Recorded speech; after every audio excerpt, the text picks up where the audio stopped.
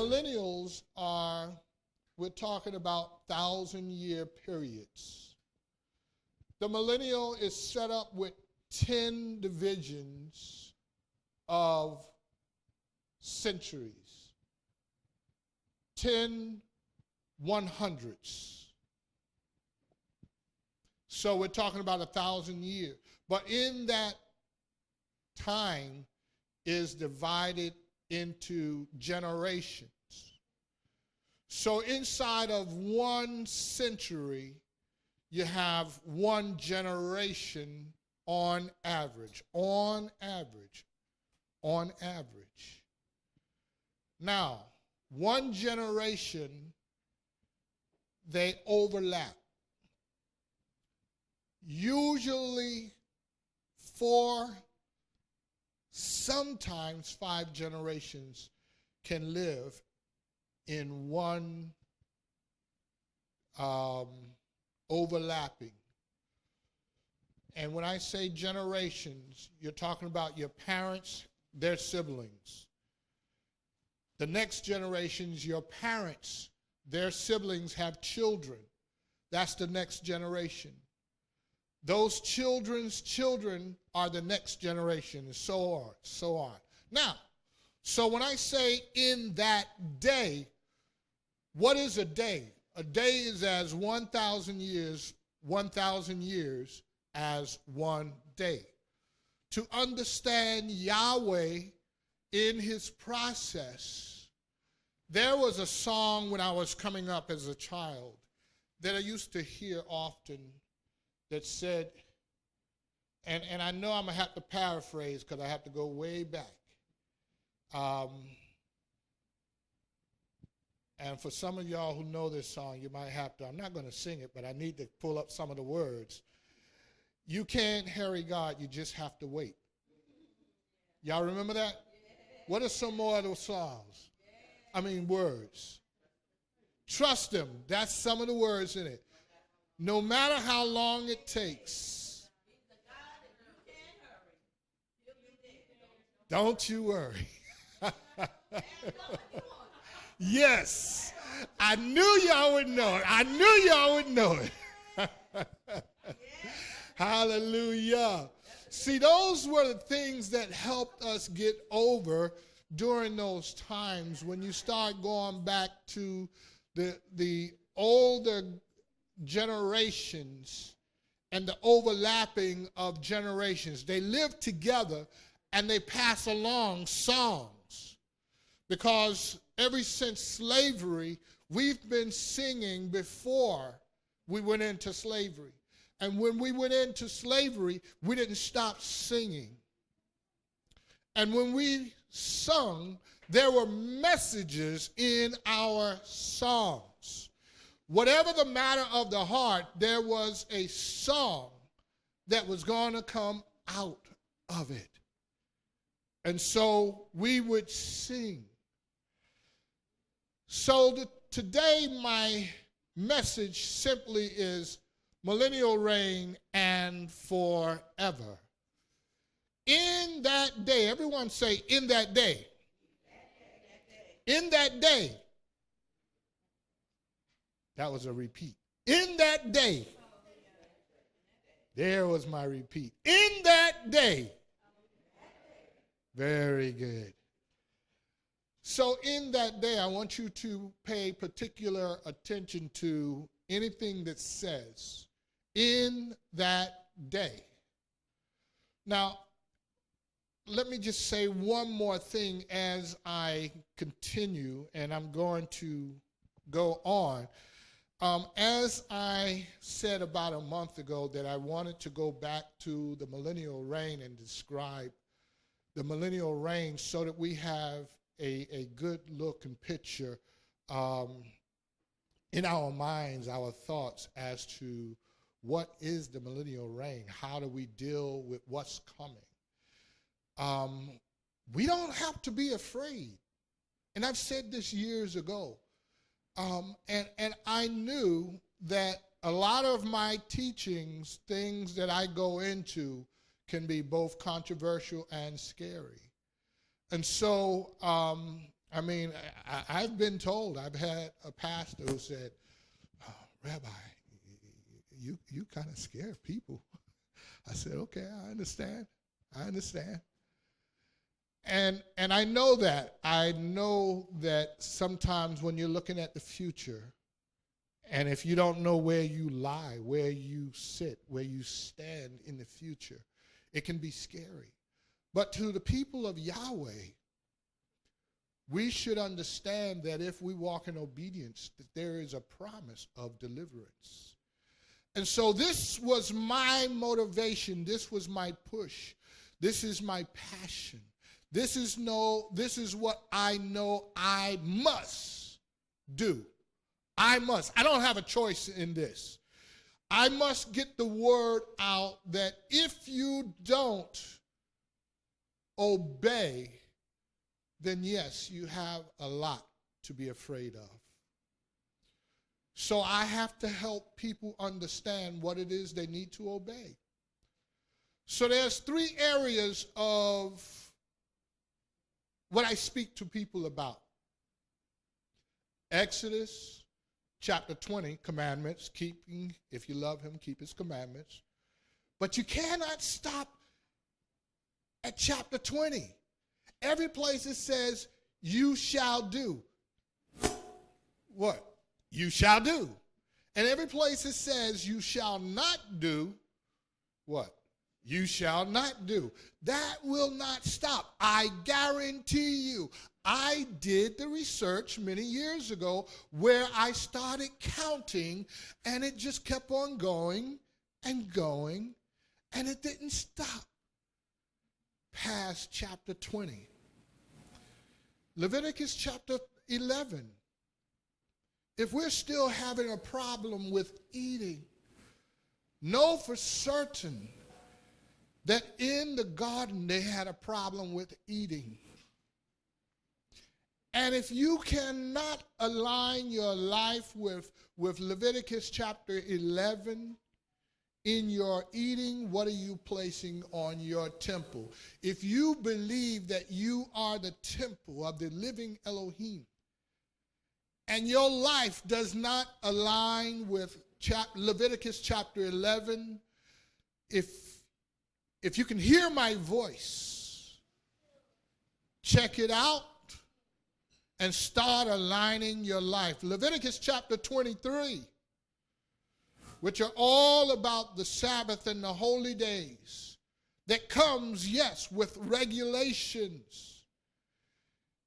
If these are strange to you, my sisters and brothers, no matter where you are listening to this from, whether live today or another day, I want you to know that Leviticus chapter 23, the remembrance of the Sabbath and the holy days are inscribed in stone. In other words, it cannot be removed. And so in that day carries a very special message, very broad, but in that day, because you're talking about 1,000 years of humanity and history that must take place.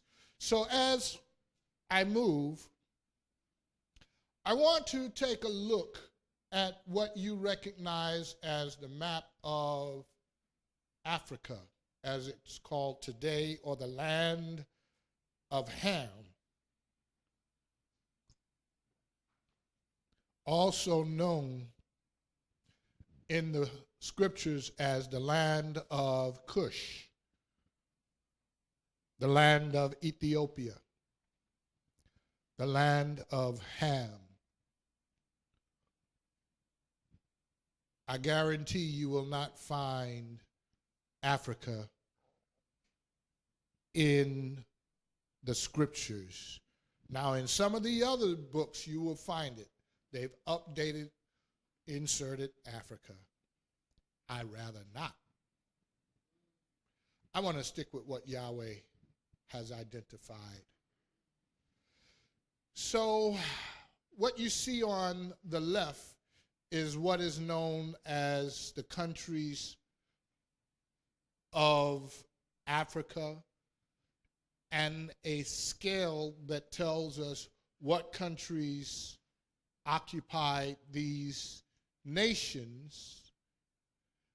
And even to this very day, you have some that are still struggling for true independence. But when it comes to true independence, that is not altogether all correct. We have one nation that, as we speak, I'm trying to think of which one, but one of them right now have just thrown France out and said, we are no longer going to deal with France. We're cutting off their banks and all of their authority.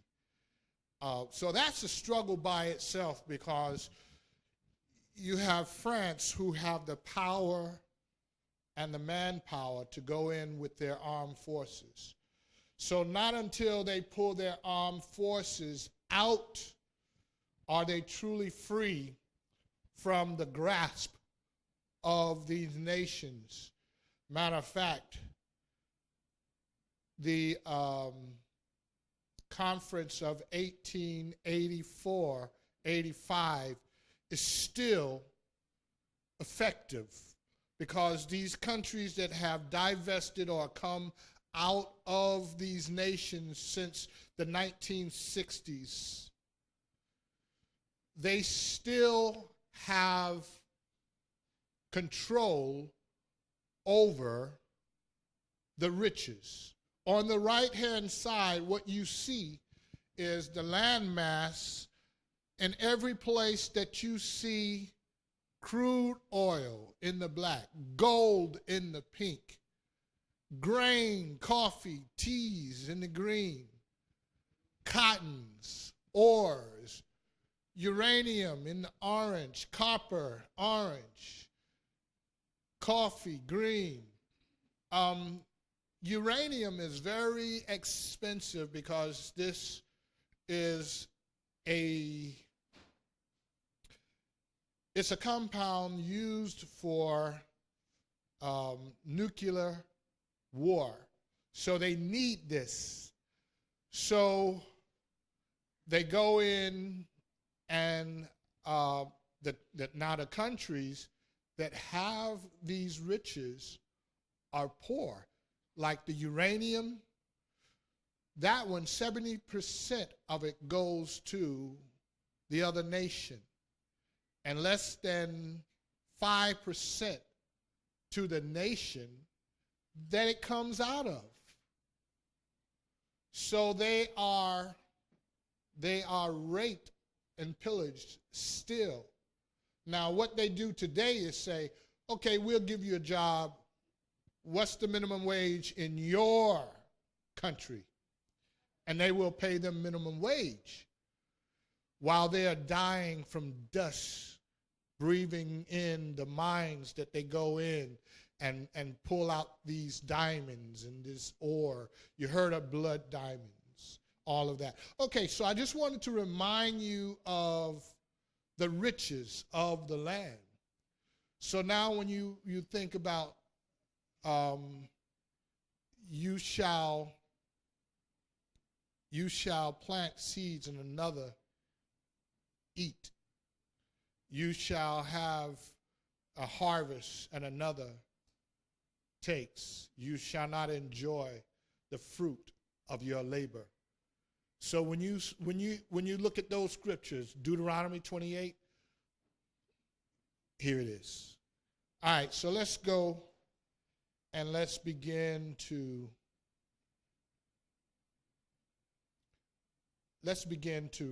decipher the Millennial Reign.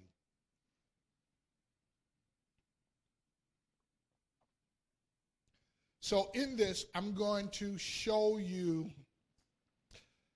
the beautiful side. I won't get to everything. I've started on this message 3 times, and I started over this morning. So, as I told y'all last month, I was going to go into the Millennial Reign. I would show you and talk to you about, the health disparities would be wiped away. We would go into increased ages. We would live for very lengthy periods. Yahweh says, and I shall increase your men as flock. So if he's going to increase the men as flock, guess what? And in that day, every woman shall have her own husband, right? And so there will be no longer lack in the kingdom. Now, the kingdom that some of our brothers been praying for, multiple wives, you're still stuck in the kingdom of lack. So I'm not going to go into that because I'll jump on my horse. So I'm going to, my soapbox, so I'll leave that alone. But just understand, in the kingdom of Yahweh, it's going to be prosperity for real. It won't be teaching and preaching about prosperity. We're going to see true prosperity in the kingdom. So while I'm ahead, I'm going to leave it alone. So let's go into Revelation chapter 8, verses 12 and 13. Here is the announcement of deliverance. It will be by an eagle. Now remember, this is kind of the Tav, and so I'm finding the Aleph and the Tav theme. Remember, coming out of Misraim, Yahweh said, I brought you out of Misraim on eagle's wings. That was the beginning. So here in the Tav, the beginning and the end, there's an eagle making the announcement in heaven. So as the eagle begins to fly, verse 12, and the fourth messenger sounded, and the third of the sun was struck, and a third of the moon, and a third of the stars, so that a third of them were darkened, and a third of the day did not shine, and likewise the night. And I looked, and I heard an eagle flying in mid-heaven, crying with a loud voice, Woe, woe, woe to those dwelling upon the earth, because of the remaining blast of the trumpet of the three messengers who are about to sound. The remaining blast of the trumpet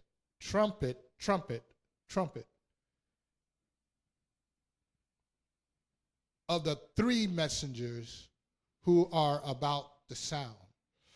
So right away, this speaks to me concerning the fall feast.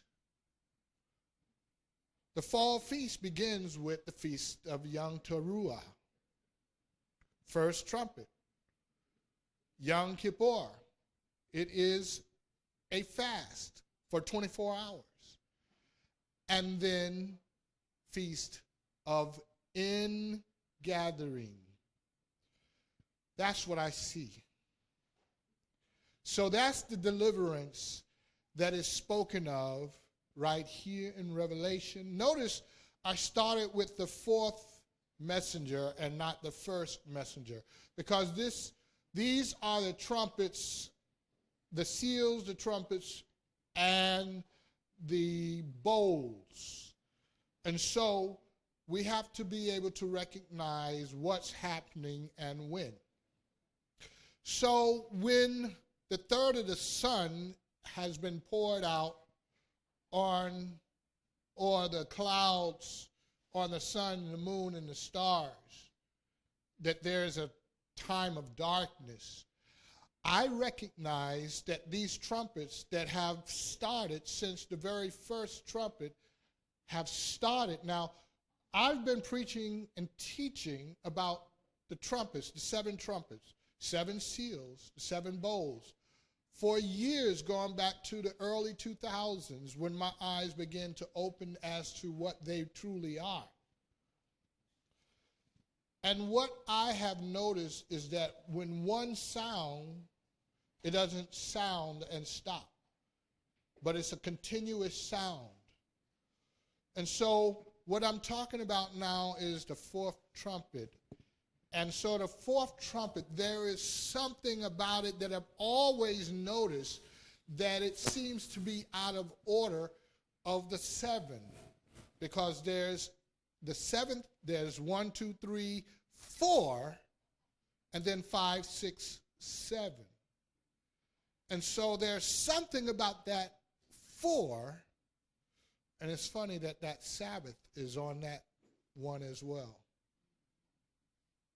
And so as the Sabbath is there, there's something about the fourth trumpet. It announces deliverance. But then look, there's the eagle that's flying in heaven and making the announcement. And what is it saying? Woe, woe, woe to the inhabitants of the earth. Now, I'm not going to go into the woes, although I will touch on them. I will give you more of the signal of what should be taking place when they take place. Right here, we know that in the third woe, deliverance take place. That's what I want you to take away. Because we see the woe, woe, woe. I'll give you a look at woe 2. We'll see that as I continue. But with woe, woe, woe, now remember, when I started out, I said 1260, 1290, 1335. These are all significant to these woe, woe, and woe. The big woe comes with the deliverance. Where did I say the deliverance come? 1335. Blessed is he who has come to 1335th day. That is the deliverance. But the second woe is when Hasatan loses the battle and he never again gets to go to heaven. So that's Revelation chapter 12. I'm not going to go into that, and I'm going to struggle to stay away from it. But Revelation chapter 12 tells us about when Hasatan is thrown to the earth. So here's my Aleph and Tav with that. In the time of Moshe, when he approached the burning bush, what did Yahweh ask him? What is that in your hand? Throw it down. And it became what? A serpent. So in that, see, I love it when I'm talking to Talmudim of the Torah, because I see this. I see remembrance happening.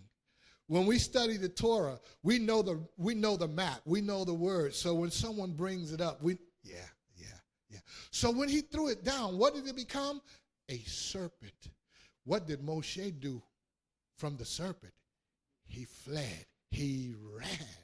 And Yahweh gave him a command and said, now pick it up by the tail. So that's the Aleph. So here's the Tav. The Tav is Revelation chapter 12, and Hasatan, he was thrown to the earth. Woe unto the inhabitants of the earth because he begins to go after those who are dwelling on the earth, and the bride was given 2 wings. I told y'all I'm going to try to stay away from it, right? But just quoting a little bit, because it's just getting too good. She's going to be given 2 wings to be flown to her place in the wilderness, where she will be away from Hasatan, where he turns and goes after the remnant of her seed, and then begins to fight with who?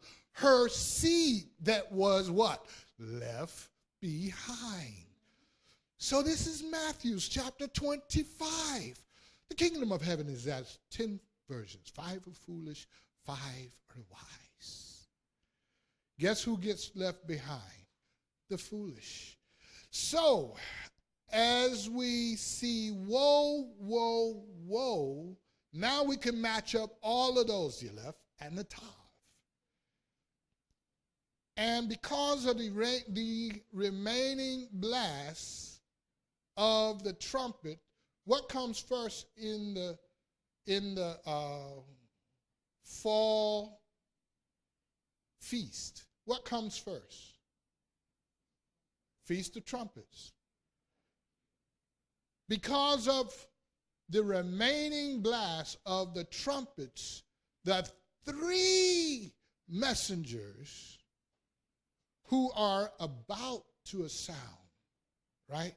So there is some division of time that we have to make sure that we understand that deliverance, I'll just sum it up like this, and the wrath goes together.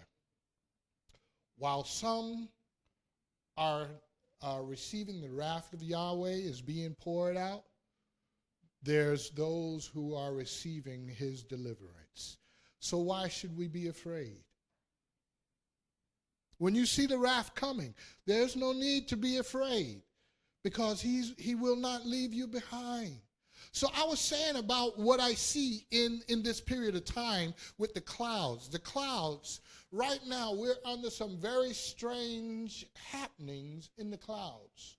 We see dust clouds.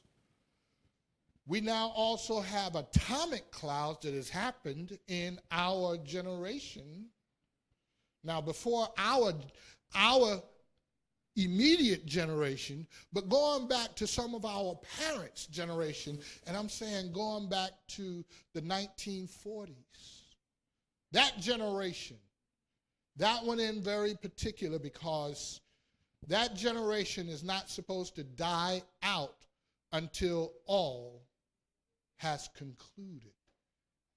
Not as in done with, but as in wrath, deliverance.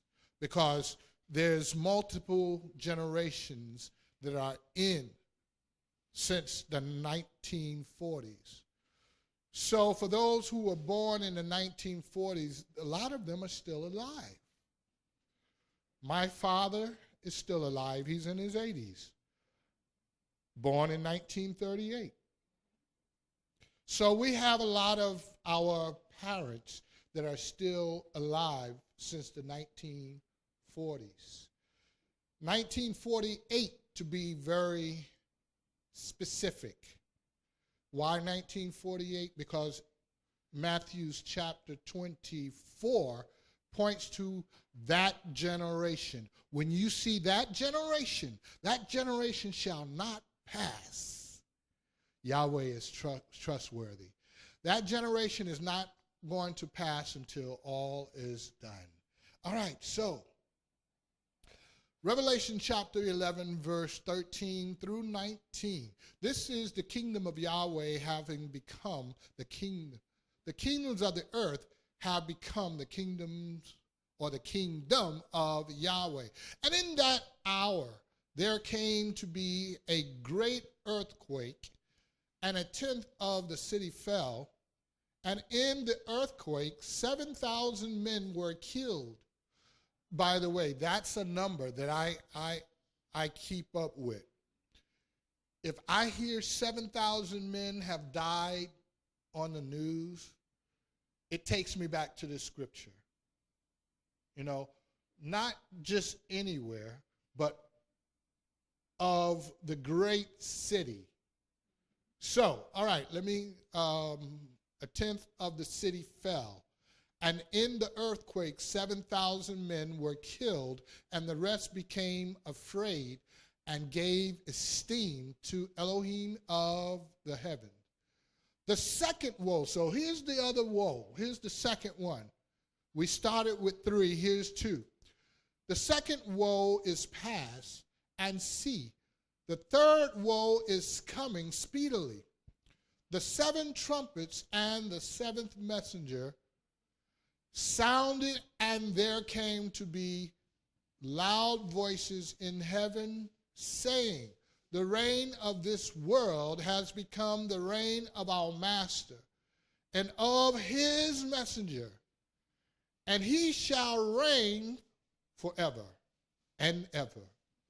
And the 24 elders sitting before Yahweh on their thrones fell on their faces and worshiped Yahweh, saying, we give thanks, O Yahweh, El Shaddai, the one who is, and who was, and who is coming, because you have taken your great power and reigned. And the nations were enraged, and your wrath has come.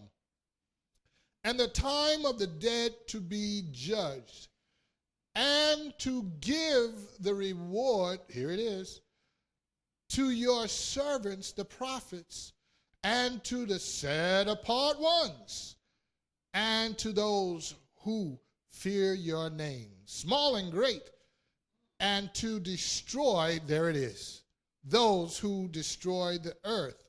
And the dwelling place of Elohim was opened in the heaven, and the ark of his covenant was seen in his dwelling place. And there came to be lightning and voices and thunder and earthquakes and great hail. All of this is part of the 7 trumpets, the 7 bowls, the 7 seals. And so, looking at the great earthquake, I think we would know when an earthquake happens. So that's a signal. Now, you've heard me say time and time again, what has been the greatest earthquake we've known? And the greatest earthquake that we've known on record, that is Haiti. Now, when you see something pass Haiti, which was a 9.4, now you have differing, some would say 0.5, 0.6, up to a 0.8. And what I've seen is they recalculated to say 9.4. So it makes no difference to me what you recalculate to. I know whatever comes greater than that, greater than 10, greater than 11, greater than 12, I don't know. I just know it's greater than what's already been recorded. Whether you downgrade to try to keep us, because see, they do things spitefully to try to keep us from understanding what's going on and when. But they don't know enough to hide Yahweh's work, because it's going to manifest, and we're going to know. Even without their Richter scale, we will know. This will be one of them that will say, oh my, that's big. Well, first of all, let's go back to a clue he's already given us. There's a great city that's going to fall, and there's going to be 7,000 that dies. Not 7,001, not 6,999, but 7,000 will be proclaimed, and they won't be able to help but proclaim that. This earthquake was so big, 7,000 people died. They're not going to be able to help, because Yahweh, when he sets a word out, he chooses whom will speak his word. And it's not always those who are living righteous. He will choose who he will use. So let's go. The second woe is past. So when we see that take place, the second woe, and what comes after the second woe? The third woe, right? So when we see the second woe happen, we still know that there's another one coming behind that. So don't become fearful when something happens so devastating, it takes out a third of the earth, that there's some kind of calculation in some kind of city that Yahweh has somebody report a death toll of 7,000. I'm just kind of, writing it out so you can see. All right, so the reign of this world has become the reign of our master. So there it is, and of his Messiah. The 24 elders, they will not go down in worship until this takes place. This is their signal. So when that 7,000 dies is taken out from the great city, I haven't talked about where is the great city, because I have a question there too. Is the great city Babylon, that is also called scripturally a great city?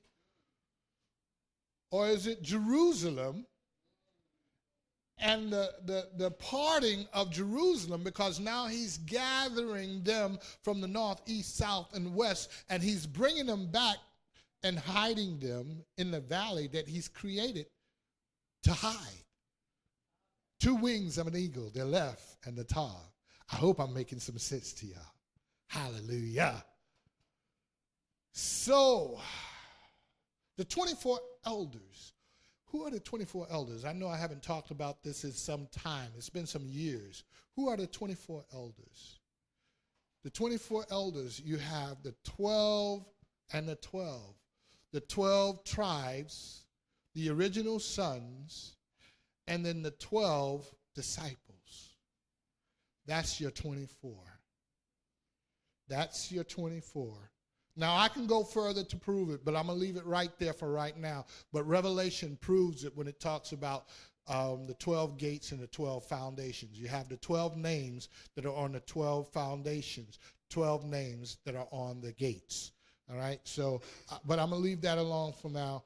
So we're just going to continue on, because I got to come out of Revelation. I'm not going to stay in Revelation, so that y'all know. Matter of fact, my next slide, I'm transitioning. Let's see. This is in 3 portions, and so this is the first portion that I'm concluding, so to speak, concluding. And y'all know it's not really a conclusion. Let's look at the last bullet. And nations were enraged, and your wrath has come, and the time of the dead to be judged. Sound like Yeshua is here to me, because he's the one who comes and judge the living and the dead. Y'all know there's a scripture for that. And to give the reward to the servants, the prophets, and the set-apart ones. They have the reward. The prophets, the set-apart ones. Now, let me give you all the scripture. Let me think. 1 Thessalonians chapter 4, verse 16. Went right to it.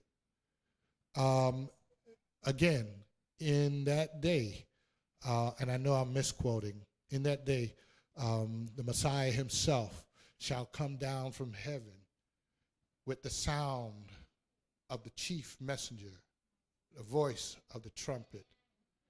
And the dead in Messiah shall be raised first, in that order, first. And those of us who are alive and shall remain shall be caught up together with them in the clouds. I see this. I see this. And together we shall reign. So that's the millennial reign. There's more scriptures, but I think that's sufficient. All right. So, and those, and I'm at the last bullet, right after the set-apart ones, and to those who fear your name, small and great. Now, here's the other part of the equation. And to destroy those who destroy the earth. That's judgment. That's judgment. There's a scripture in Revelation, I won't go to it right now, but I'll just quote this part. Those who use drug sorcery, big pharma, we're in it. It's not coming. We're in it. We're in a time of pandemic. They're giving us medicines that don't work, and they're just saying, follow our lead. It's taking out some people it's not affecting right now. How do we know later on what effect it will have 5 years, in 10 years? What we do know is that it's not stopping COVID. But still, they're pushing it. And Yahweh says, be careful of those who, and I'm giving it to you just as it says, who produce drug sorcery. All right, so let's see. And the dwelling place, this is major right here. The dwelling place of Elohim was opened in heaven. So this is the temple. Here's another tav. This is a tav because what was opened in heaven to Moshe when he went up into the mountain? Moshe, be sure that you make everything according to what you have seen, the pattern of what you've seen. So there's the Aleph, and here's the tav. So the heavens are open, and the tabernacle and the dwelling place of Elohim was opened in heaven, and the ark of his covenant was seen in his dwelling place. Man, oh man, that is powerful. So now here's my imagination, and I may be wrong, I'm not sure, but I'm going to throw it out there. So you mean that the ark that was made here in the earth is now seen in heaven? Is that why it can't be found in the earth?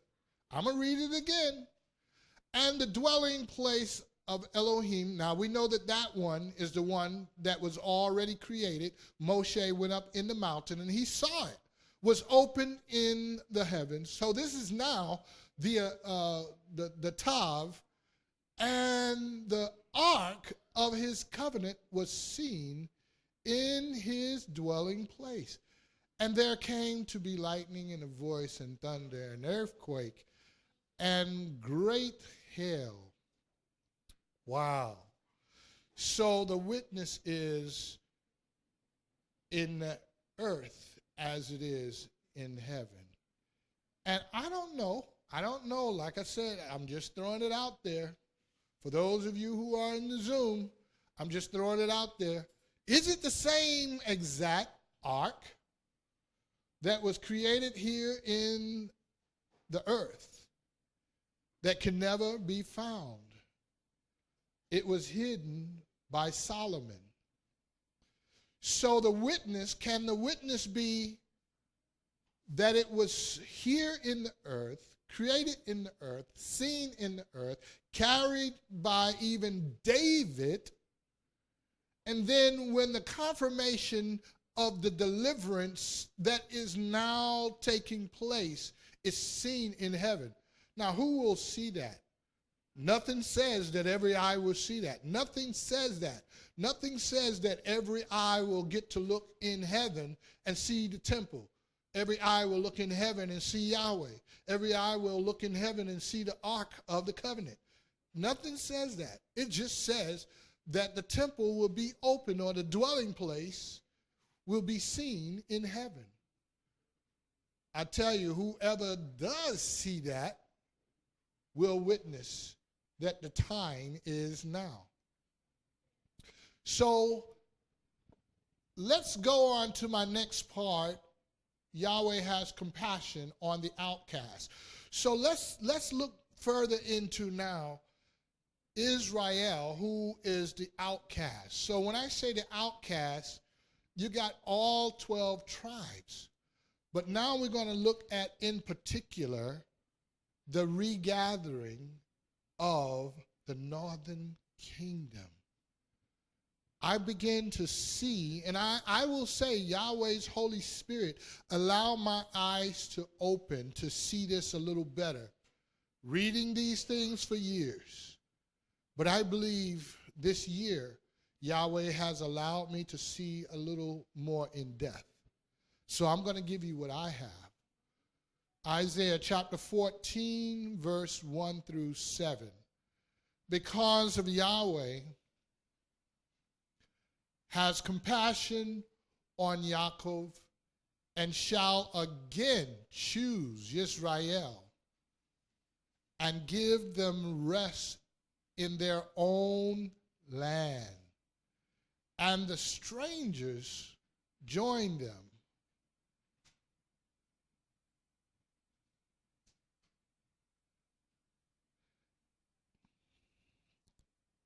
If you can put this on silence, I just noticed it's not.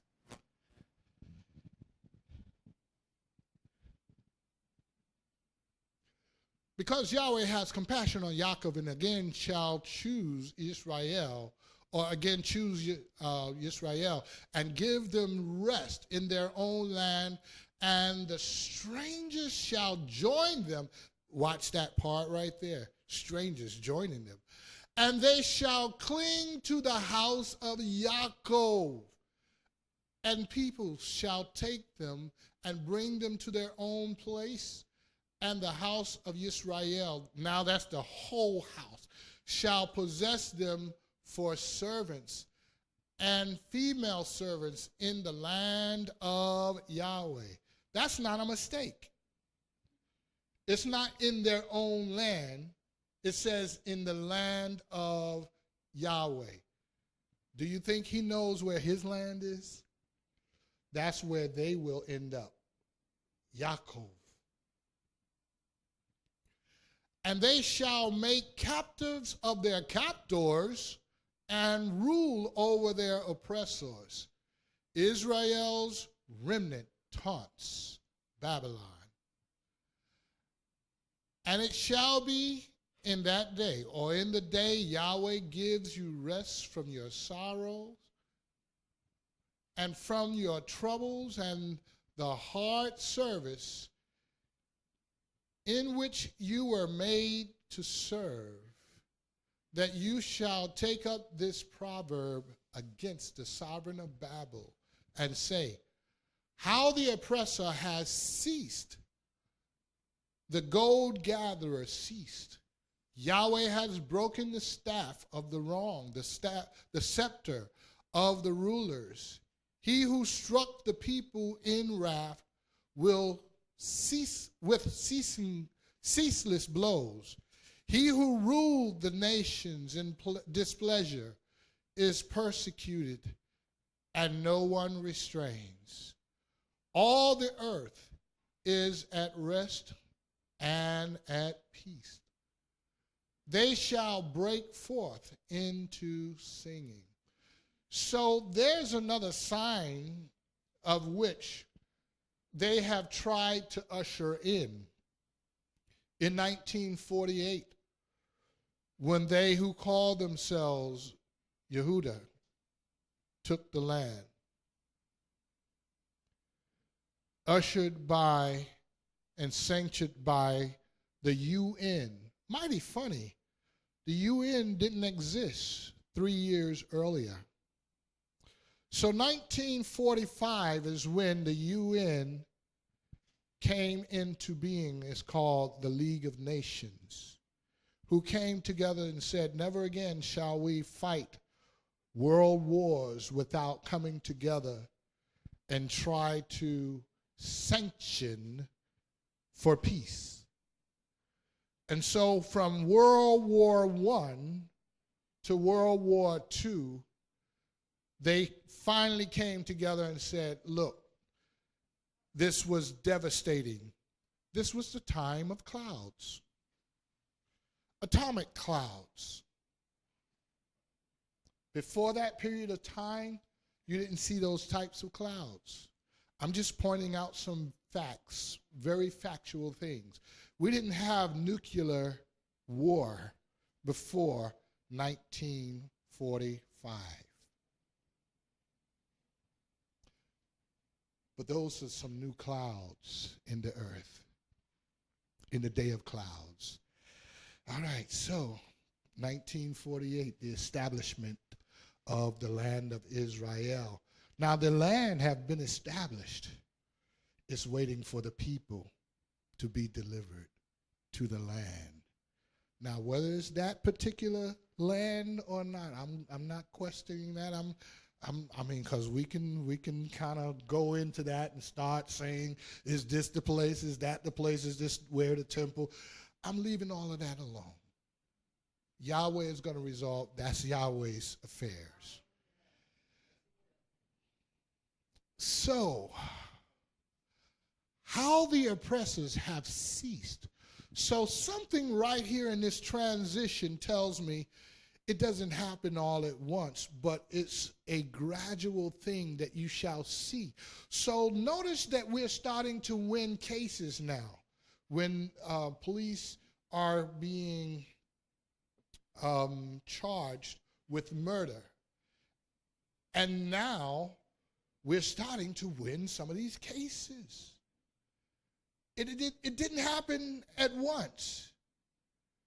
So, but it's happening. And we have to be able to understand and begin to know that this is at the hands of Yahweh. Don't you know the adversary would keep it as status quo? We'd never get justice. But anytime we win a case, I'm like, yes, Yahweh, his deliverance is happening. It is. I believe it. I'm not asking you to believe me. All I ask is that you hear me. That's all I've ever asked. Because I'm going to say some things that are very controversial. I know that. But when they are manifested, then we can look back and say, okay, all right. All right, so I just wanted to clear this up part, this last bullet. It says in that day. How long is a day? Okay, so it's not at one time. In that day, Yahweh gives you rest from Deuteronomy chapter 28. Okay? That was the Aleph. Here's the Tav. And it shall be in that day. So there's a particular day that he's talking about.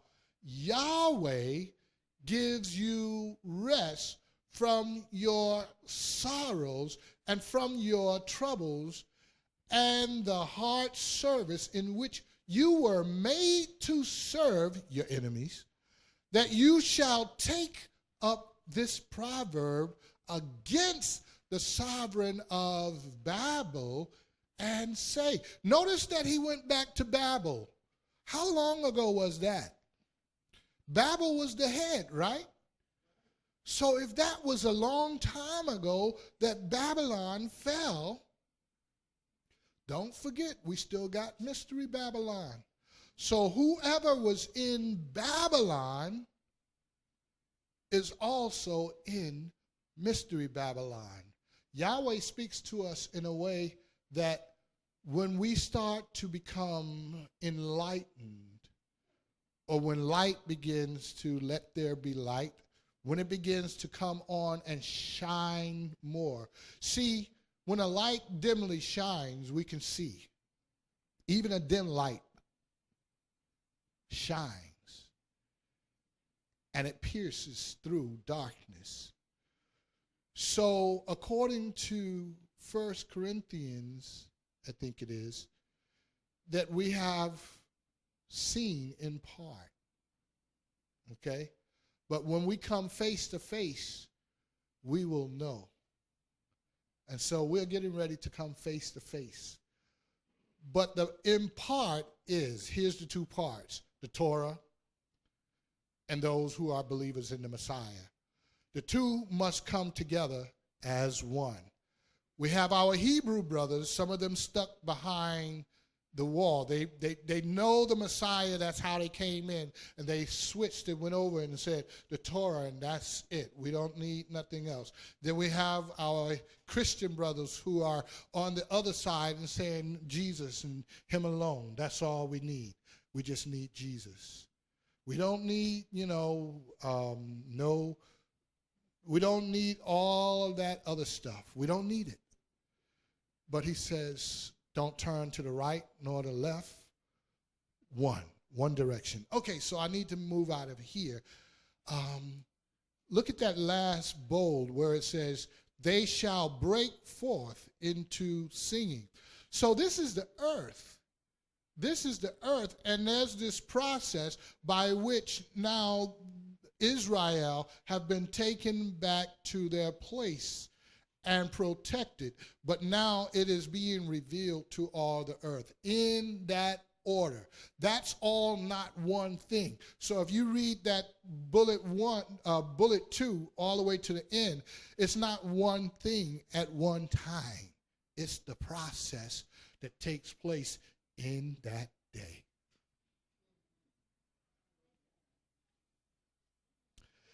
All right, so let's start. I'm going to try to get closer. And I'm not too far off from, I'm getting ready to finish up a part 2 of this, get into my last little segment. Isaiah chapter 27, verses 8 through 13. Forgiveness and being washed clean. So there is a period of forgiveness, and in that time of forgiveness, he washes us clean because we come to him with all of our stains. We're fully stained when we come to him. But because of the blood of the Lamb, here's the Aleph and the Tav once again. In the wilderness, they had to sacrifice the lamb. In Mizraim, they sacrificed the lamb and put the blood over the mantle. But in the diaspora, we too must accept the same instructions. They had to take blood of a sacrificed lamb and paint their door. However you do it, you either got a het or a hay. Let me see, what about a het, or if you miss a little part, you're going to come out with a hay. So that's coming out of Mizraim.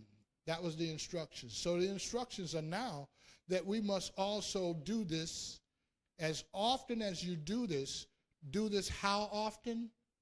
As often as you do this in remembrance of me. Leviticus chapter 23. So he is the Tav, the Aleph, and the Tav. It was the shadow of things to come. So now we must receive the atoning blood of Mashiach and apply it. He's the door, right?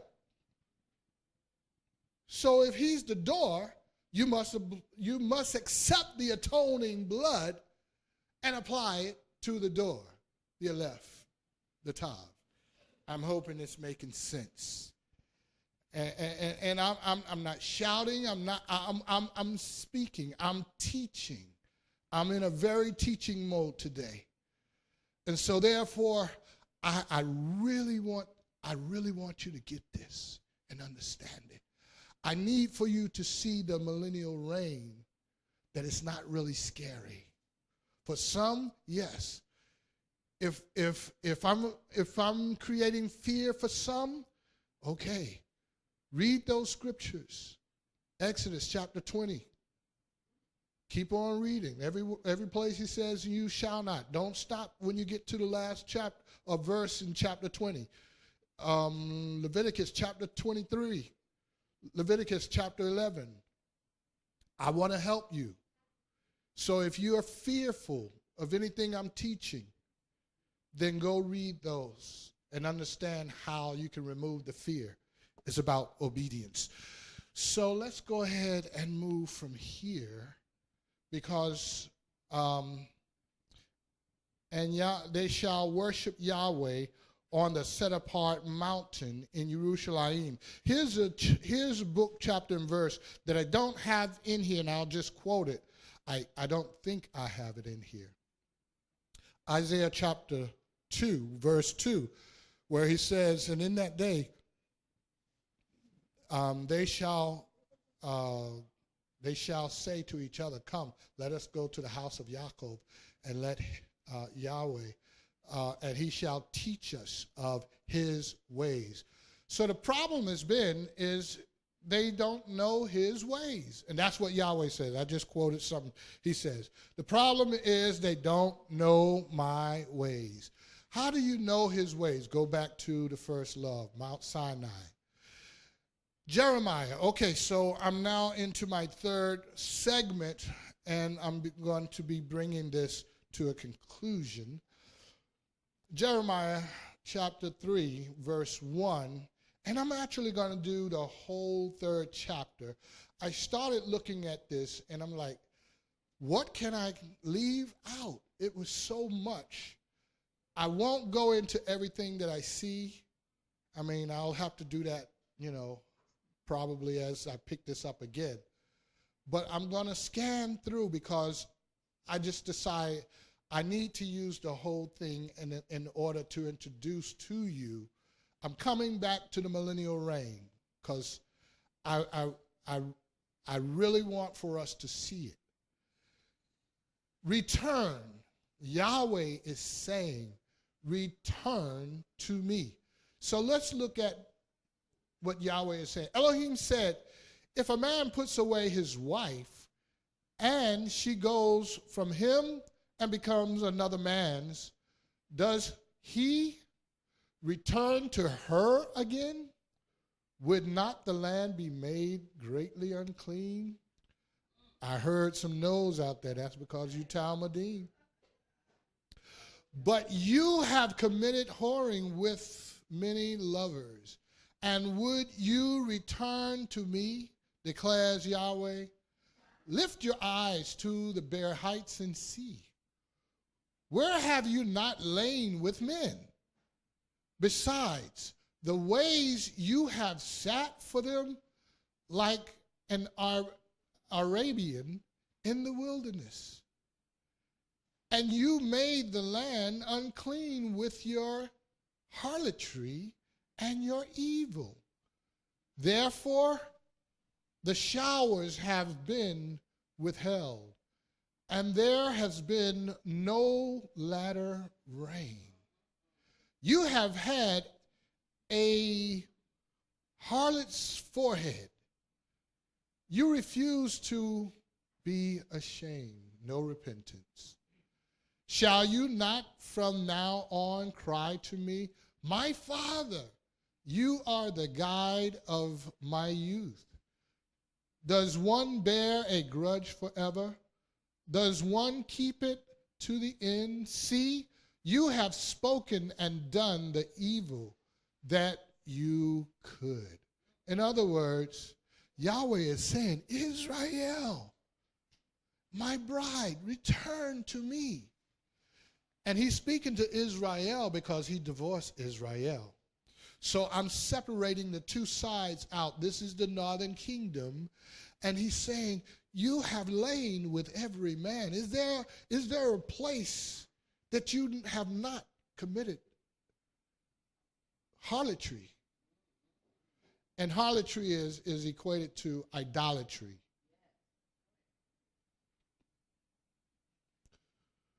Verse 6 through 10. And Yahweh said to me, in the day of Yahu, the sovereign, have you seen the backsliding Israel? Have you seen what backsliding Israel has done? She has gone up on every high mountain under every green tree and committed adultery. And after she has done all these, I say, return to me. But she did not return. And her treacherous sister, Yehuda, saw it. And I saw that for all the causes for which the backsliding Israel has committed adultery, I had put her away. So there's the divorce. And given her a certificate of divorce.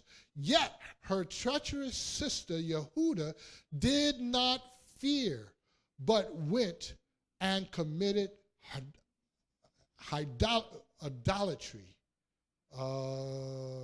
harlotry. I'm trying to remember which one. 2. And it came to be through her frivolous idolatry, whichever one comes out, that she defiled the land and committed adultery with stones. So there it is. He used it interversal. With stones and wood. So you know that that's idolatry. And yet, for all this, her treacherous sister Yehuda has not turned to me with all her heart, but falsely declares Yahweh. So in other words, what's going on here? And this is where I was like, I can't cut none of this, because it gives a true look at the whole kingdom. And it shows them both in their roles. Here is where he's saying, okay, Israel, who's lain with all the men committing idolatry, and then your sister, seeing this, didn't turn back to me and from what they were doing, but also committed the same idolatry. When that should have been a big clue, Yahweh is going to scatter us. Because it was the northern kingdom that was scattered first. And what's so significant is that they never did return, whereas the southern kingdom, they did return somewhat to speak. Now, let me bring out another point. When he says, return to me,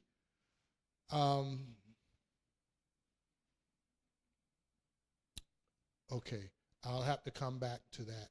There's another point that I wanted you to see in the backsliding of Israel, and we'll get there if I remember it, but it says, I think this is it. I had put her away and gave her a certificate of divorce.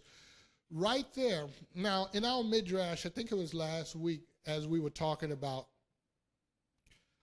the wives, and we went into just a small segment, and it's kind of been ongoing, and here's our brothers in the Hebrew perspective have gone, they've turned to multiple wives.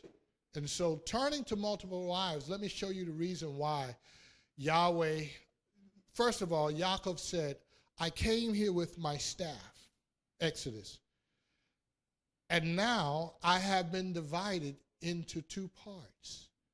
And so that was one part of his house, and then another part of his house, because the adversary, his brother, was coming after him. And if they catch up with part of his house, he may lose part of his house, but the other part will survive. Imagine if Yaakov only had one bride. How would he get the story of the multiple brides out? You have, let's look at the multiple brides. You have the loved, you have the unloved. You have the slave, you have the free. You have, let's see, loved, unloved, slave, free. That's 4 brides there. There's something else I want you to see here. Okay, so even going to 2 brides. And so let's go to 2 brides, the loved and the unloved. So even if he had only one wife, which would she be? Would she be then the loved or the unloved? The divorce is because, and he brings a question. Let me go back. She has gone over there after she. Okay, here's the question that Yahweh poses. I want y'all to know, y'all are true Talmudim in the Torah. Because Yahweh, I want you to see how Yahweh is entering into the same question that we have been toiling over, right? And he says, after the first sentence, the question mark, She has gone up on every high mountain and under every green tree, and there committed harlotry. After she had done all these, I said, return. But she did not return. And after her treacherous sister saw it, and I saw that for all the causes for which backsliding Israel had committed adultery, I had her put away. So here's the putting away part. If it was only one, and he gave her a divorce and put her away, there's not much we can see there. But because there was two brides, one, Yehuda, he never gave a get of divorce. But the other bride, Yisrael, he gave a get of divorce. He even asked the question. He says to Yehuda, when did I give your mother a divorce? Now, if it was only one bride, cannot be done. That cannot be done. It would be hidden from us. Yahweh can do it, but it would not reveal to us Torah. One man, one wife, one husband, one wife is his original intent. You cannot convince me that he wants multiple wives and much less multiple husbands. If, and I'm going to say this, if you think it's correct that you can have multiple wives, then it must be correct to have multiple husbands. Now, we can see the issue in that. We can see the problem in that very clear. Number one, let me go Torah on that so that we understand that the seed is confused. And we sure enough will be saying, who's your daddy? Because if it's multiple men, you cannot confirm, which is why I told you I was going Torah on y'all.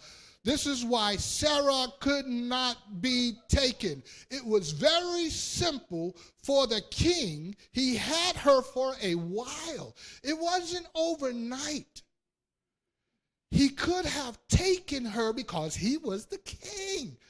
But Yahweh in his infinite wisdom is showing you that he is King of kings.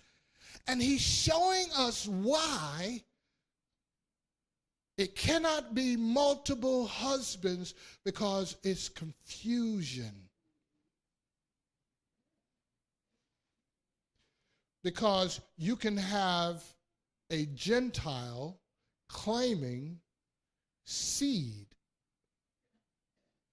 of a Yehudite. That's my seed. How do you know? I'm in the kingdom. It's not your blood. But anyway, I'm not gonna get in.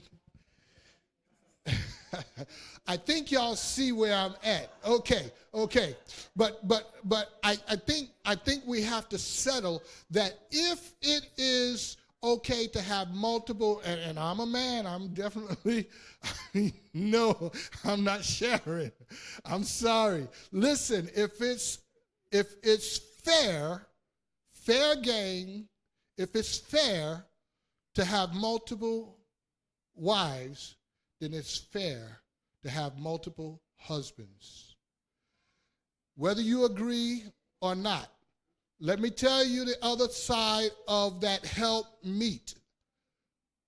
Look, I'm telling y'all, Yahweh is awesome. Here's the help meet. You may not know that she's meeting that requirement, but she's going to meet it, because if you're going to go out, she's going to go out. She ain't going to let you know. You may not ever know. He might look like the milkman. She still ain't going to let you know. She's going to carry that to her grave. But anyway, let me leave that. Here's a quick one, something I read about those Dear John letters. Dear John, dear John, dear John, keep sending Dear John, dear John. Or sending a letter home from service, and every day the mailman keeps delivering. You keep sending, showing how faithful, and how you're thinking about her. You're thinking about her and thinking about her, but the mailman, he keeps going to the house. Yeah. All right, so I'm leaving that. So I want to get through this. Jeremiah chapter 3, still in chapter 11. When we finish chapter 11, we're done. Yahweh said to me, backsliding Israel has shown herself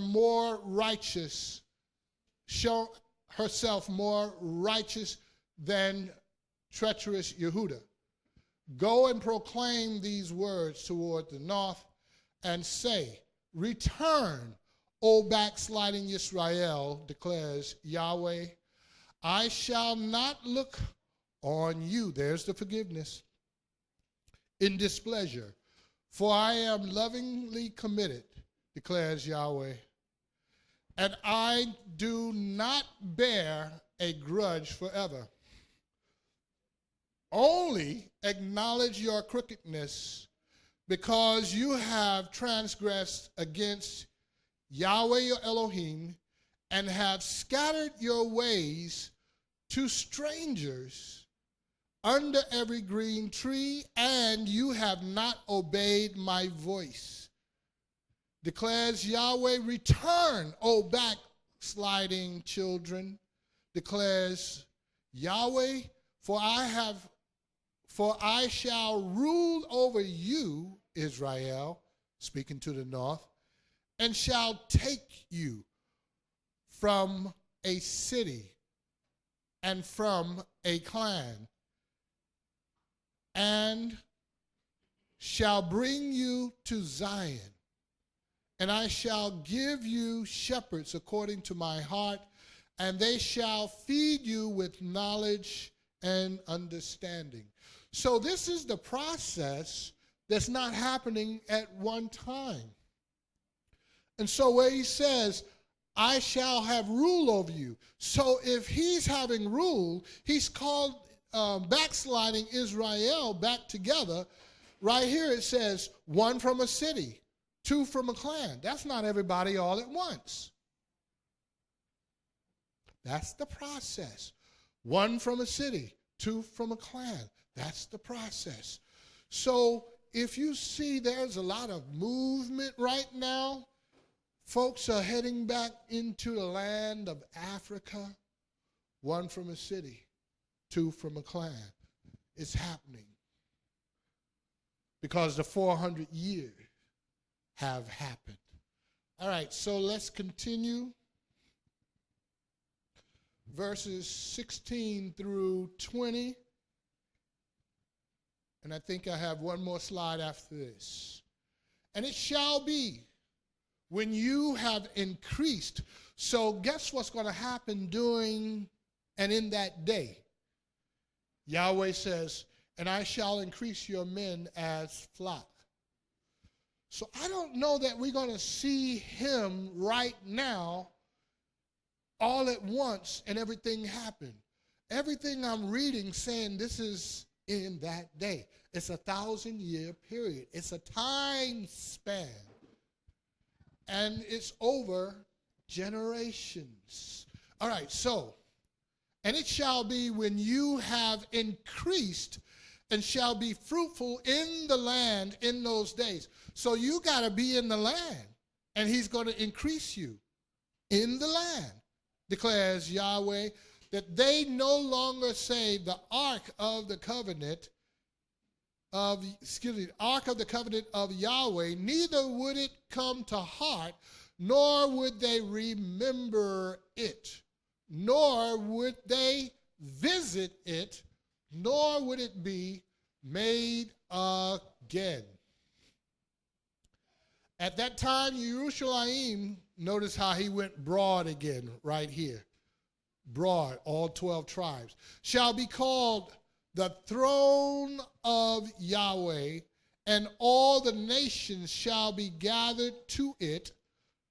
Isaiah chapter 2 and verse 2. And in that day they shall say, come, let us go up into the house of Yaakov, gather to the house of Yahweh, and let him teach us of his ways. Going back to the reading, and shall be gathered to it, to the name of Yahweh, to Jerusalem, and no longer walk after their stubbornness of the evil heart. In those days, the house of Yehudah shall go to the house of Israel. There they go, both together. And they shall come together out of the land of the north to the land that I have given as an inheritance to your fathers, the land of Yahweh. But I said, how would I put you among the children and give you a pleasant land, a splendid inheritance of the host of nations? And I said, call me my father, and do not return again from me. So, in other words, call me Ish, my Ish. Call me my father, and do not return. So, in other words, he's looking for repentance. And don't go back to idolatry again.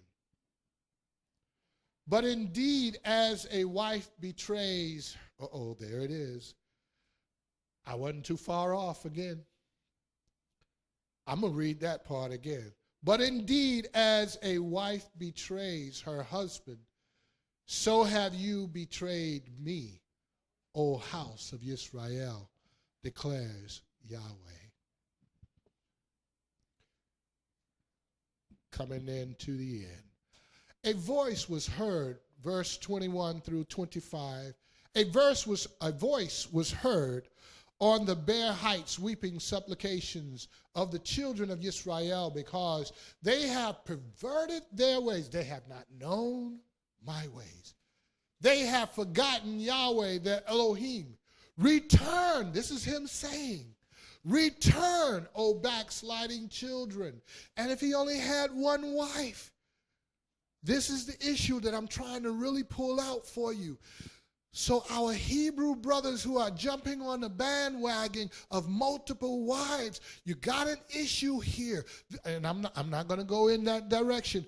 But he's not trying to advocate for multiple wives, but he's bringing out light. Let there be light, understanding. I wish I can just stay right here, but I'm gonna move on. But we as a people, we can't go to the left nor to the right. That is not Yahweh's intent. That because you become a Hebrew, you take on multiple wives. At what point do you commit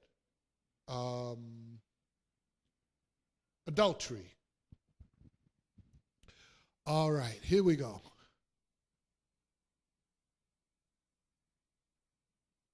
Because they have perverted their way, they have forgotten Yahweh, their Elohim. Return, O backsliding children. I shall make your backsliding cease. I shall make your backsliding cease. That sounds like he has to do a finished work on Israel. See, we have come to you. For you are Yahweh, our Elohim. Truly, deluge comes from the high hills, the noisy throngs on the mountains. Truly, in Yahweh, our Elohim, is the deliverance of Israel. For shame has devoured the labor of our fathers from our youth, their flocks and their herds, their sons and their daughters. We shall lie down in our shame while our reproach covers us. For we have sinned against Yahweh our Elohim. We and our fathers. So we can't get on a high horse and say we're so righteous and look at our fathers. We and our fathers from our youth even to this day, and have not obeyed the voice of Yahweh our Elohim. So from the very beginning, as I close out, when Moshe was told to throw down your rod, there was 2 signs, actually 3, but I'll just name the 2 first. The first sign was the Torah and everything at Mount Sinai.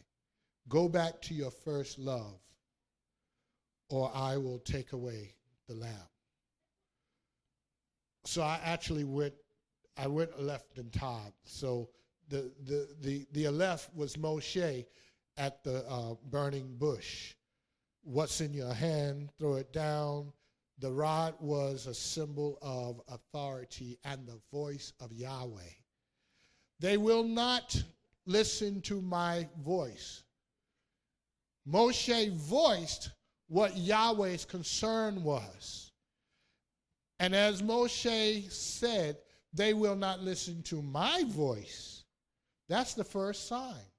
So the first sign was not the blood, the water turned to blood. But the first sign was the rod. You can read it and check it out. When he threw it out, there was a distance of time between the first sign and the first plague. So the first sign was throwing the rod down, and the rod, his rod, defeated the other rods. That's the voice of Yahweh. The voice of Yahweh is coming down from heaven. Yeshua is the voice of Yahweh. Once again, I shall extend my arm to Yaakov. How do you extend your arm? You extend it. But he did the right. And it had the staff, the rod. So that was the voice, and Yeshua comes down again, 1 Thessalonians chapter 4, verse 16, with the voice of the chief messenger, with the voice of Yahweh. And again, he comes with the voice all the way up into this part, the first sign. Now, the second sign is the hand goes into the bosom. And when the hand is in the bosom of Moshe, he pulls it out. It turned what? White as snow. So that was leprosy. He puts it back in, and it was what? Restored. So that's the second sign. We're getting ready for the second sign. We're not there yet, but we're getting ready for it. Every time we win a case, Yahweh is showing us, I'm coming. Don't give up on me. I'm trustworthy. Believe me. Trust me. I'm with you. You're not alone. You're not by yourself. I'm not going to leave you, nor will I forsake you. I'm with you. You're going through. I know sorrows. I came down in the